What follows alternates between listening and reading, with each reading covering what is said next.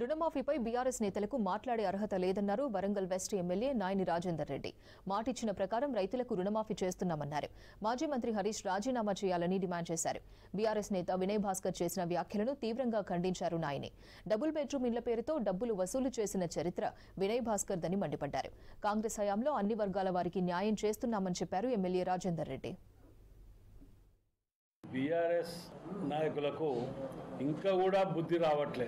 ప్రజలు నవ్వుకుంటున్నారు అని ఆలోచన కూడా లేదు. ఇంకా 5% చేస్తే 100% చెప్పుకునేటోళ్ళు వాళ్ళు, 100 చేసినా 5% చెప్పుకునేటోళ్ళం మేము. ఆఖరికి నిన్న డబుల్ బెడ్రూమ్ ఇళ్లలో కూడా మీరు కారణమైనట. మరి మీరెట్లా కారణమైనో నాకు కూడా అర్థం కాలే. అందులో కొద్దిగా కన్ఫ్యూజన్ ఉంటుంది. మీడియా వాళ్ళు చేపట్టి అది నేను 7-8 ఏళ్ళకి వెళ్ళి డబుల్ బెడ్రూమ్ ఇవ్వలేకపోయినా అంటున్నాడంట. 7-8 ఏళ్ళు అవి కట్టి నా ఇంటి మీదకి మొన్న డబుల్ బెడ్రూమ్లు కొందరిని తోలిండు. అందులో 100 మంది అమాయకులు, పాపం 4 లీడర్లు ఉన్నారు. ఈ ఎమ్మెల్యే ఏజెంట్లను పెట్టి డబుల్ బెడ్రూమ్ దగ్గర 3 లక్షలు 5 లక్షలు వసూలు చేసిన దుకాణం అయినది. ఆ ఇండ్లు ఇచ్చేది ఉంటే మిగతా వాళ్ళందరూ వచ్చి మీద పడి కొడతారని భయానికి 7-8 ఏళ్ళు ఇండ్లు ఇవ్వకుండా కూర్చొని ఇవాళ నేను కారణం అంటాడు, 4 రోజులు నిన్ననో మీరు కారణం అంటాడు.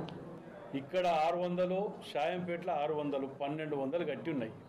8 ఏళ్ళల్లా 7-8 ఏళ్ళల్లా ఇయ్యలేని అసమర్థ దద్దమ్మలు నువ్వు.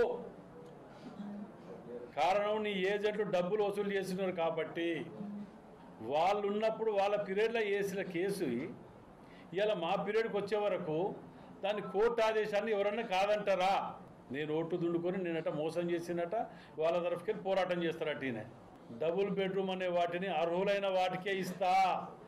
ఎవ్వరు దళారులు వచ్చినా ఎంత ప్రెజర్ చేసినా నువ్వు ధర్నా చేస్తావా, ఇంకా కాలు కింద పెట్టి తలకాయ కింద పెట్టి కాలు మీద పెట్టినా అర్హులైన వారికి మీ అందరి సమక్షంలో సాక్షిగానే ఇస్తా.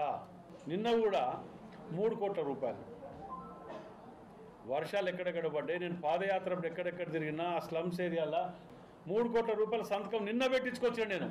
రైతు రుణమాఫీ, అసలు రైతు అంటే తెలుసు ఆయనకు. రైతు రుణమాఫీలో కూడా అన్ని కటింగులు పెడతాను, ఇది చేస్తాను, అది చేస్తాను. అరే నాయన రాజీనామా చేయమని మీ హరీష్ రావుని